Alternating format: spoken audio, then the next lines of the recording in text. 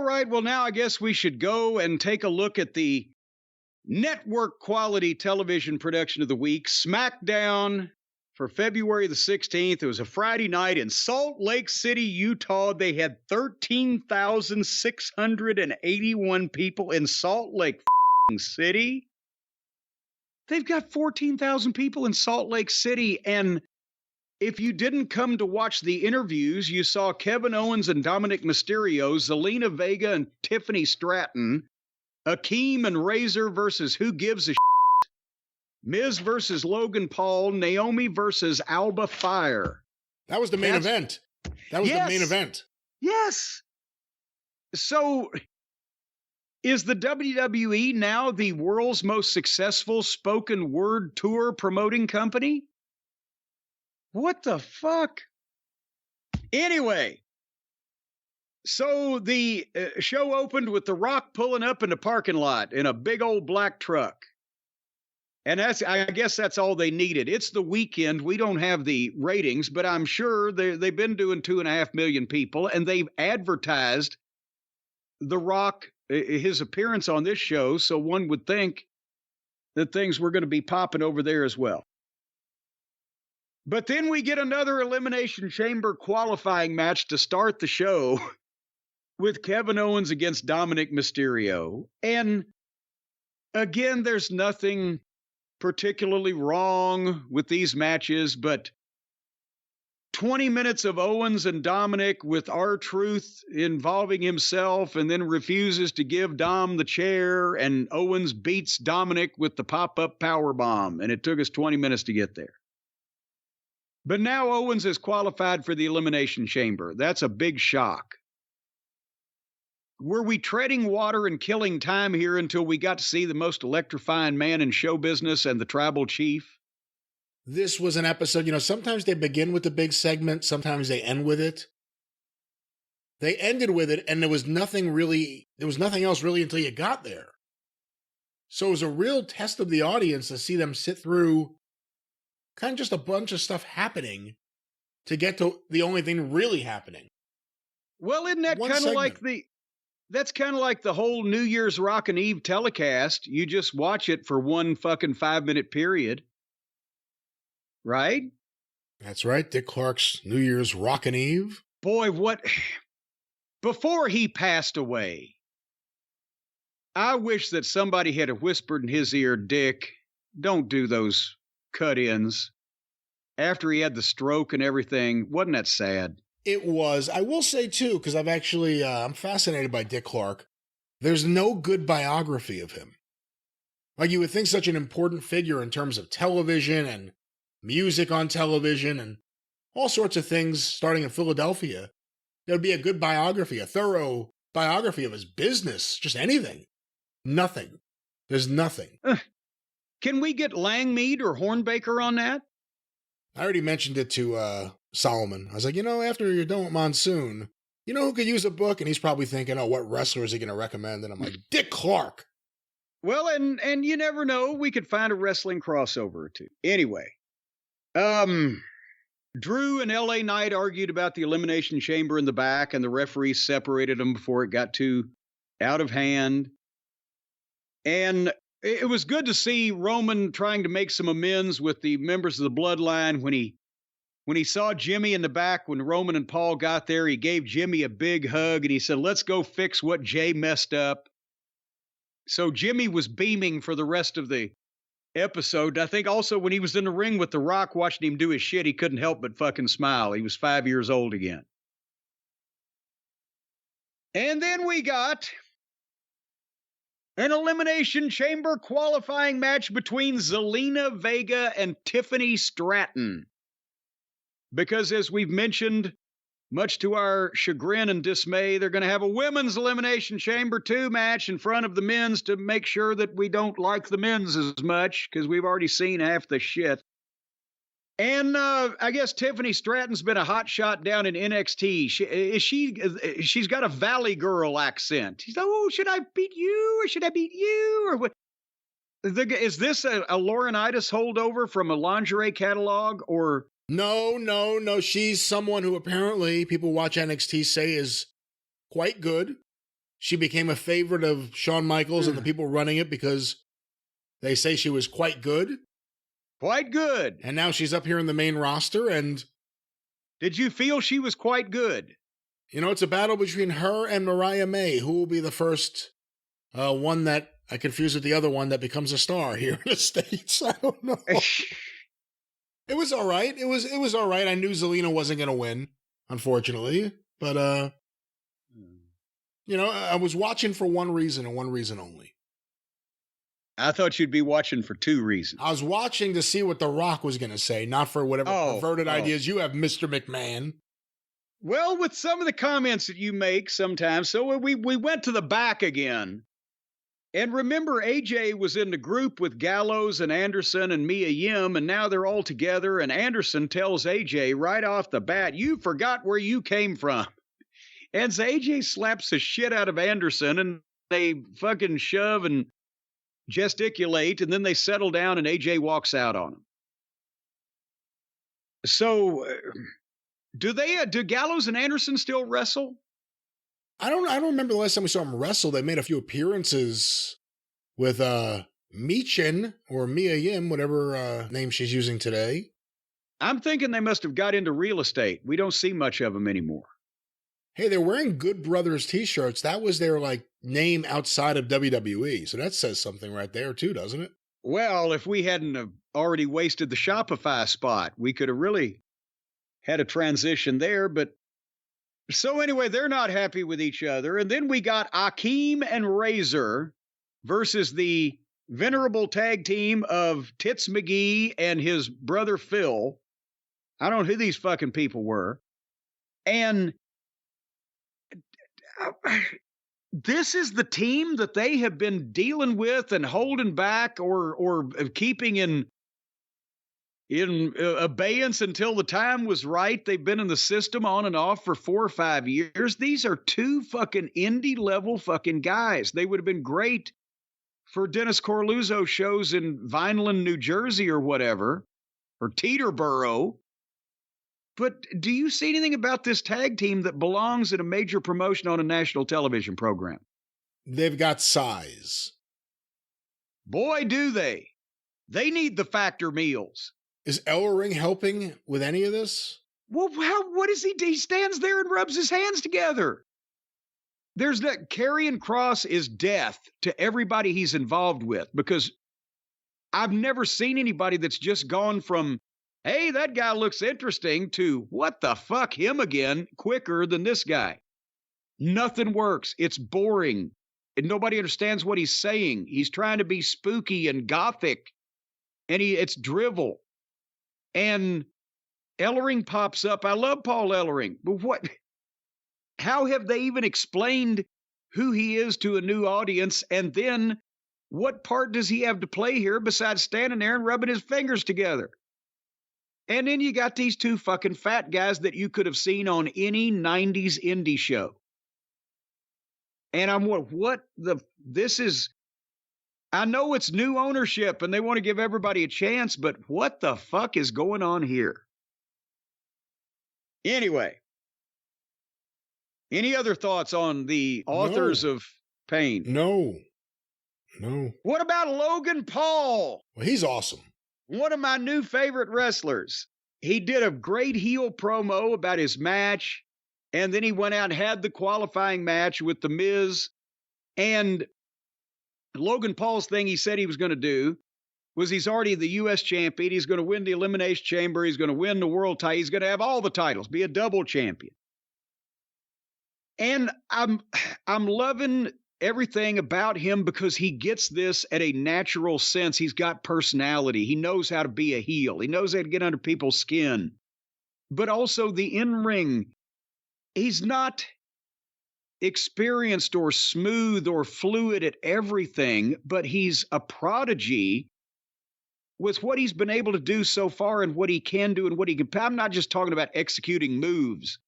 You could get the goddamn, gymnast for that. I'm talking about doing it as a heel main event level pro wrestler is, at this stage of his experience, is highly difficult. But now there is a difference between the pay-per-view matches that he's predominant. This was his first match ever on SmackDown, because he's only really done the big show matches, right? So they've got plenty of prep time. And you can get there, early, and you've been talking about it with your opponent beforehand, and maybe they sent him to the Performance Center. I don't know. With TV matches, there's shorter prep time, shorter rehearsal. The time gets changed. All kinds of shit goes on. And there was a couple of instances in this match with Miz, because Miz was leading it. He is the veteran. I give him that.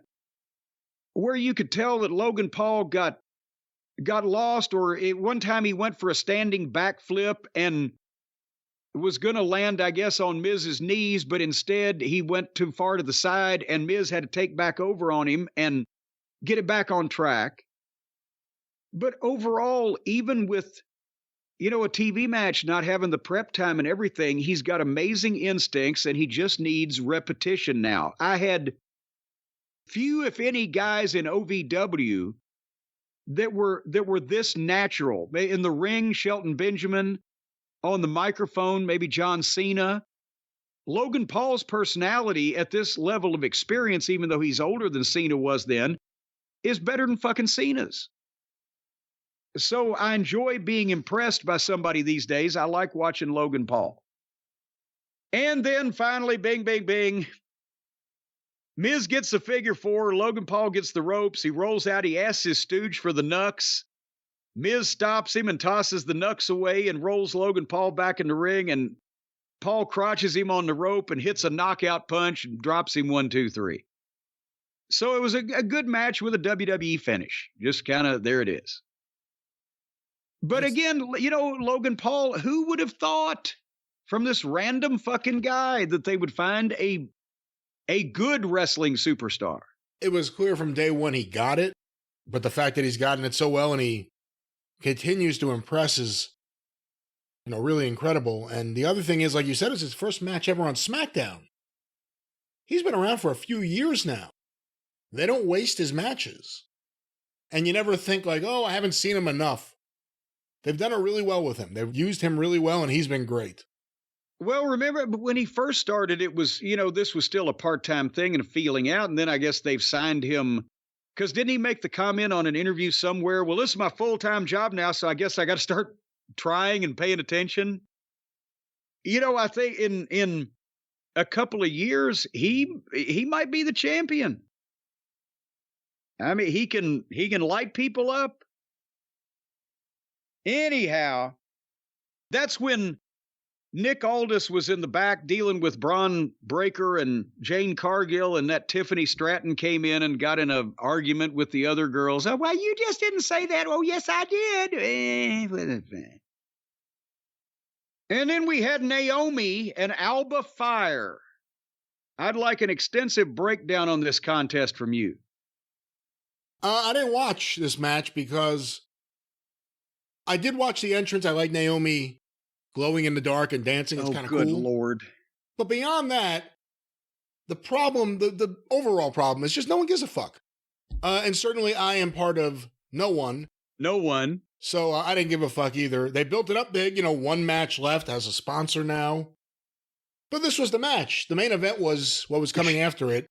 They had to sit through this to get to, or go outside, or go to the kitchen.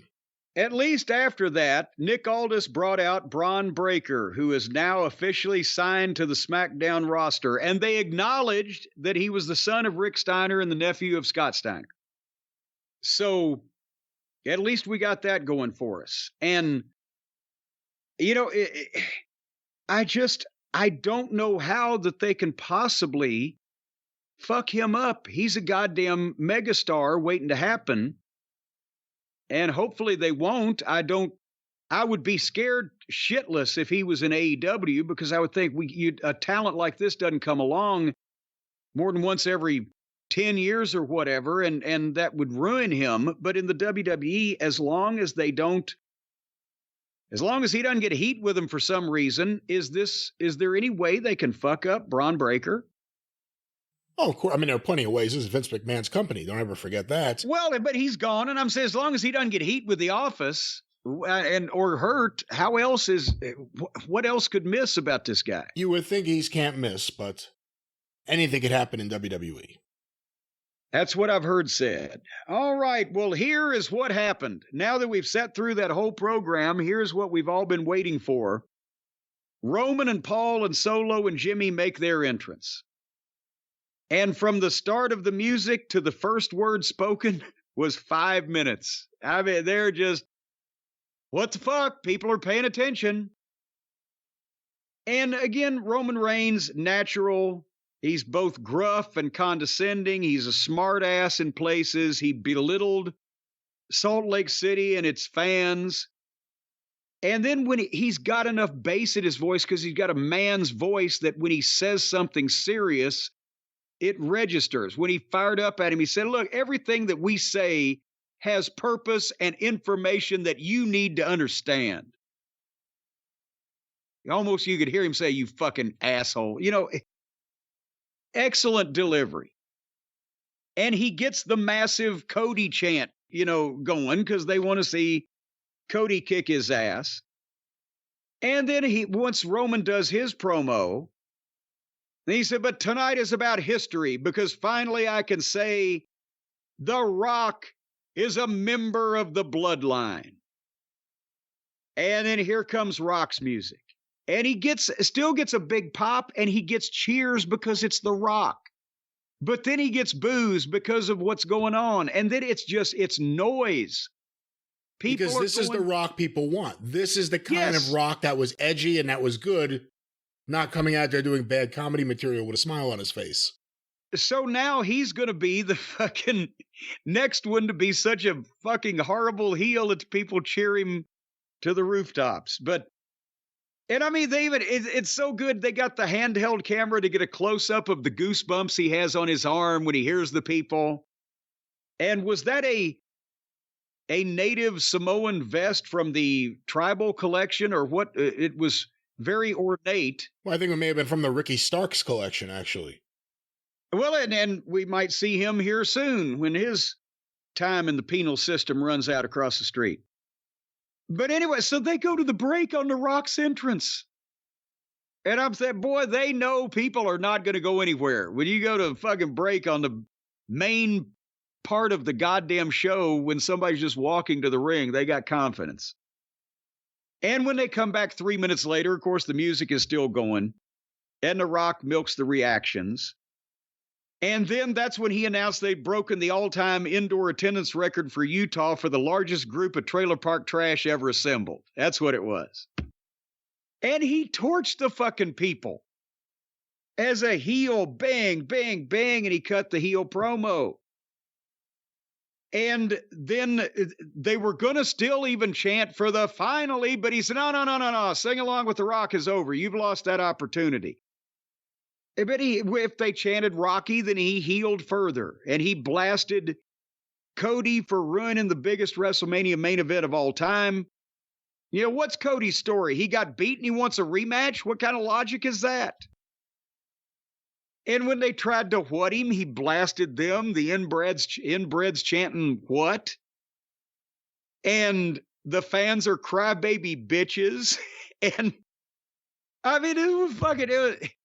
The problem I saw, and Stace noticed this also because she was in the room for this one too. Everybody wanted to see this. Is that no matter how good Roman Reigns is, and I mean, there's Jimmy Uso and Solo, and they're stooges and they know it. And Paul's the manager, and he can't make himself disappear. He's way too large for that, but he can back up. But you had Roman Reigns standing there in the group with Paul and Solo and Jimmy, watching The Rock own the fucking building and own the ring and own the show. That's the issue. He overshadows Roman. And there's almost no way he can be The Rock and not overshadow anybody. But the way the positioning was, there was Roman standing back and admiring the main event guy's work instead of at least being somewhat close to him, facing in the same direction with the other three off in the fucking corner. I could have bought that better. But Rock tore the place down and then said, he's going to do everything in his power to make Cody walk out a loser at WrestleMania if you smell what the bloodline is cooking. And I mean, I can't put a dollar value to their every ratings point or every 10,000 viewers or whatever. But between that promo and Rock's appearances on television for the ratings and whatever his eventual involvement is going to be at WrestleMania, I think he's made him the 30 million back already, hadn't he? Oh, I don't want to say that. I don't think we could really estimate that right now. With this amount of money going in the merchandise and the fucking... What merchandise? The extra Rock shirts they're selling right now? Well, I'm just talking about at WrestleMania. You think they're not going to sell fucking 10 or 20,000 Rock shirts? Easily? I think The Rock being a heel and this kind of being the direction is awesome. I think he's a big part of WrestleMania. I actually don't think in 2024, The Rock being in the main event or involved with it is going to be a major increase in the eyeballs watching the event, as it would the storyline of whether it's Cody versus Roman or anything else that it had time to play out. But I think it'll be easier to convince big corporation A, B, or C to spend $5 or $10 million on a sponsorship for The Rock and WWE instead of for Cody Rhodes and the WWE. Again, I don't know how much that's going to matter. Not a lot of brands are diving into the Dwayne Johnson business right now, so I don't think that's going to... Well, I'm talking, if you're a goddamn... If you're a fucking beer company or a chicken wing place or fucking whatever, and you want to reach a large amount of people, the more people pay attention to The Rock still than pay attention to the people that are just alone in the world of wrestling these days. You smell what I'm cooking? It's from the chicken wing place. There you go. Or the movers and shakers over at Netflix or all the streaming services or the Hollywood or whatever. Or they're still looking at a guy like that. That's all I'm saying. Time will tell. I also, like I have always said, I think he's going to get badly hurt in the first match back just because of physically his age, the shape he's in, the muscle mass, what it takes to work a modern main event match at a WrestleMania type of event.